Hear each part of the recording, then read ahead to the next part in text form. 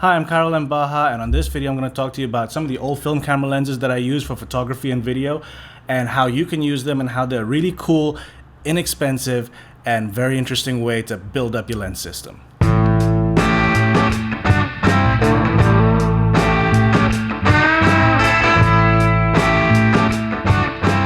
Now, when I started getting into the E-mount system, one of the lenses that I was always keeping my eye on was the Samyangs.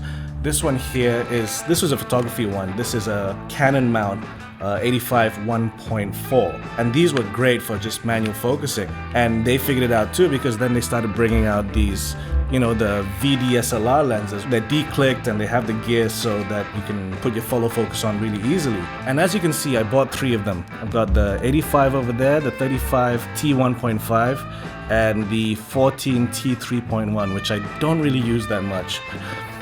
And then over here, these are all the, it's a lot, I know. These are all the manual lenses that I've accumulated the majority of them I've accumulated in the past couple of months, actually. I've just been going on a bit of an eBay binge. I've discovered eBay and it's bad, it's addictive. One of the first manual legacy lenses I was using is actually from this camera here. Now this is a Canon AE1.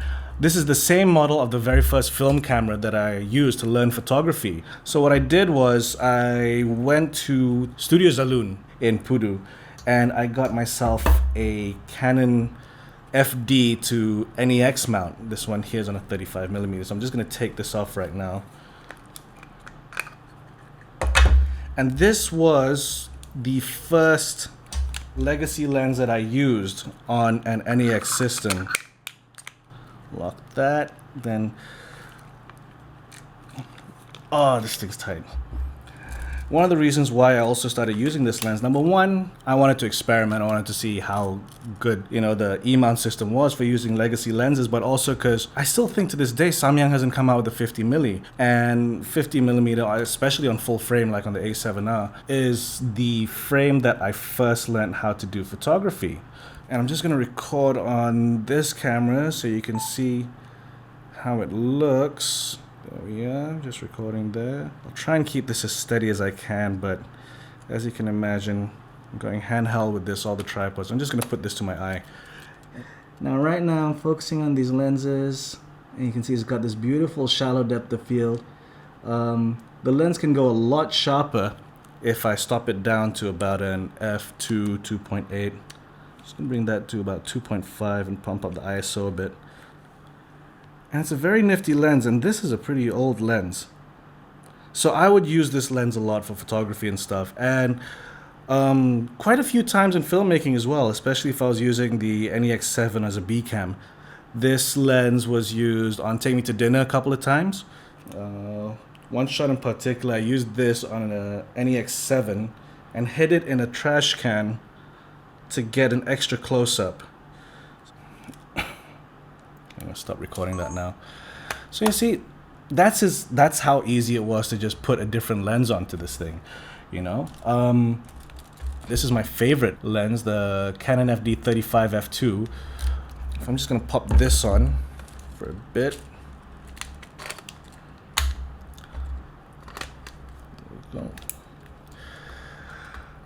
There we go. So here's the 35mm f2. Well, let's bring the ISO down. I really like this lens for photography. It's a very, very nice lens. This is actually still a bit too bright. Let me bring the ISO down. There we go. This is at ISO 400. Very nice close focusing.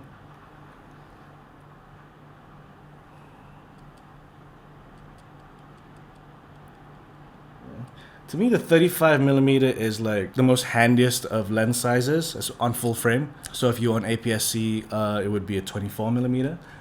Because you can get a medium, you can get a wide shot, you can do a close-up all with this lens, with a 35mm size, and it'll work.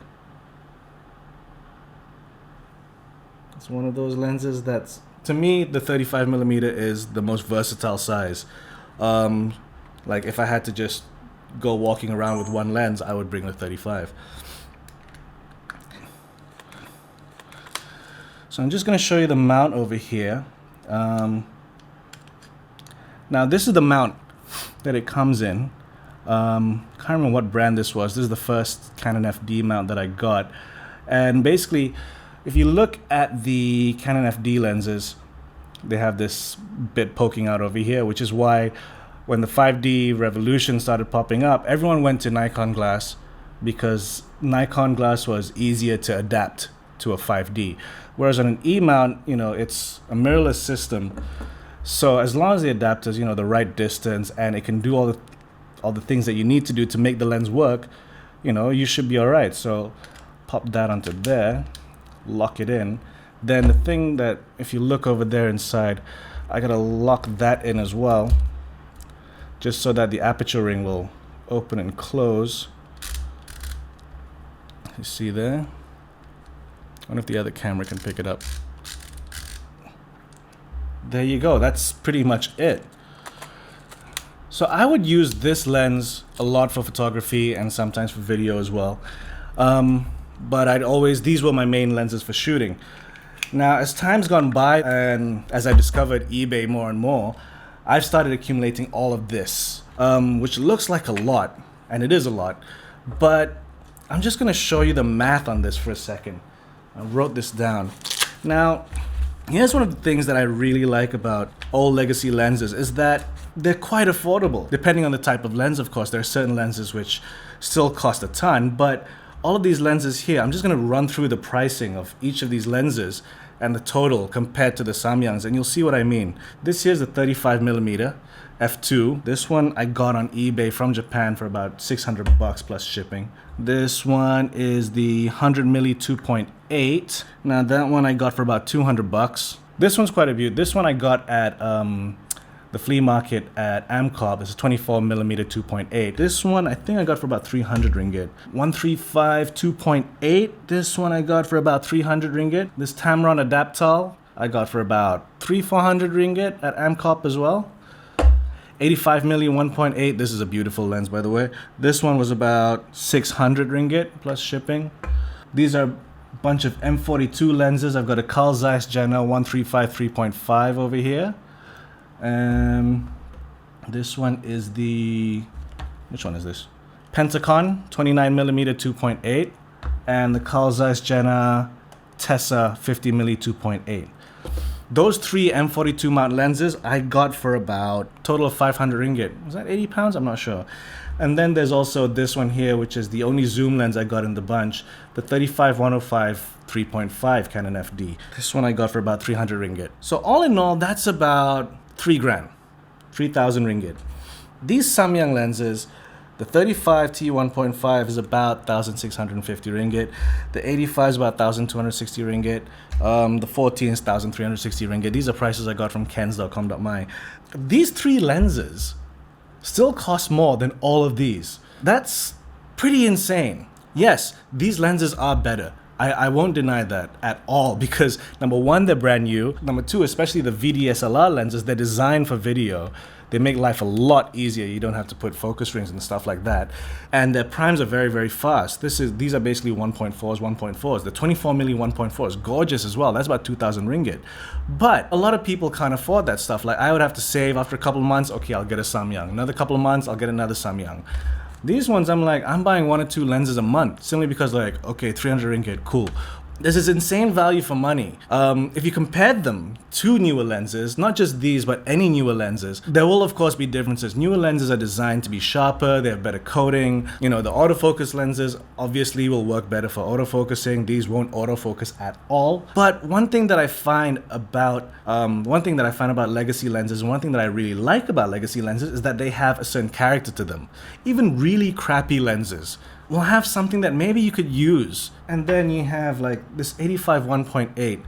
If I had to compare these two, I love the look of both. They both have different coloring, but if you look at them side by side with the adapters on, here's the other thing that I like about them. If I'm gonna go out to take photos, I'd much rather carry this. If I'm filmmaking, I'd much rather carry this. I used to carry this around on an NEX5N to take photos. And even on an NEX7, it's just front heavy like mad. So I really like using these old legacy lenses for photography especially. This is a 35mm T1.5. It's obviously a lot faster. you know. But if I compare these two side by side with the adapters on, I mean, I would love to carry this around for photography, but it's a heavy bugger. I can carry this around for photography easily. I just pop this on the camera and put it in my bag. I'm fine. You know, to carry this one around is insane. The thing is though, don't get me wrong. This lens, it's one of my favorite lenses for video. A lot of Chua is shot on this lens, either this one or a Carl Zeiss 24mm f2 that I borrowed from a friend of mine. One of my favorite lenses. I love the design of it. I love how it works. It's an awesome, awesome lens. But not everybody can afford this lens. So if you can't afford this, this is just as good. Here's the thing with legacy lenses though. Like nowadays, a lot of the older lenses, zooms usually didn't go lower than 3.5. This one here, this is one of those lenses that a lot of people rave about. It's the 35-105 f3.5. I've been using this a lot for interviews. Recently, I've been shooting a whole bunch of interviews for a TV series. And I've been using this on the FS100. And what I've done is I ordered what's called a focal reducer.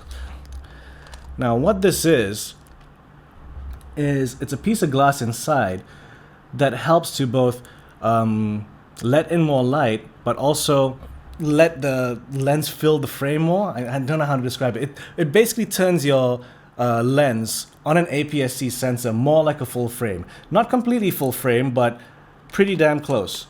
So I've been using it on that. One, so that I can get it more closer to a 35-105. It feels more like a 37 on the FS100. And also so I can let in more light, because a whole bunch of these interviews are shot at these people's places and we're just carrying some LEDs. So sometimes we're not sure how much light there's going to be. This is a pretty handy lens. Once you start going to wider angles on these older lenses as well, that's when the price really starts jacking up, because those lenses are rarer. Like trying to find a 16mm or a 20mm or a 14mm or a fisheye, those lenses are pretty damn pricey. They're around, they're just much more expensive than, you know, the 24 to 135 range. And one thing I always recommend though is, before you buy anything, research it, check with your friends, see if they have them. Mainly use the internet as much as you can. And the annoying thing is sometimes those lenses you won't find much information about them, but you'll definitely find some kind of forum where people are talking about them. One great place, if you're using it for video, one great place to find out stuff about vintage lenses, vintagelensesforvideo.com. I think that's the URL, vintagelensesforvideo.com. That is a very, very cool site. I've been getting a lot of information from that site. You should totally check it out. Check out that site. Also, some of the websites that you might want to check out in Malaysia for finding old lenses. YL, the camera store YL in Pudu, that's a great place. If you're trying to find mounts and stuff like that, for E-mounts specifically, check out Studio Zaloon. Photo Malaysia's forum. Every once in a while you'll find people selling old lenses there. Just look up manual lenses or legacy lenses in the marketplace. In the meantime, I hope that you found this little, I don't know whether you call it tutorial or just an introduction or just me showing off a bunch of lenses. I hope you found it informative in some way. There's going to be a bunch of other videos as well, especially regarding all these lenses. Definitely want to shoot different things with them. Check out my website. You'll find samples of photography with these lenses, or little videos, or I'm Instagramming constantly when I'm shooting something. So check it out. You'll see some cool little things. If you have any questions, you can hit me up in the comment section on this video, or you can hit me up on my website. In the meantime, thanks for watching. Hope you liked it.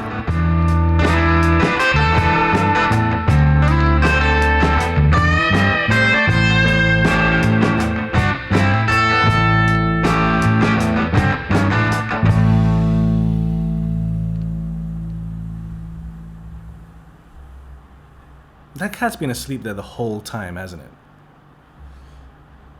Tina? Lazy fucker.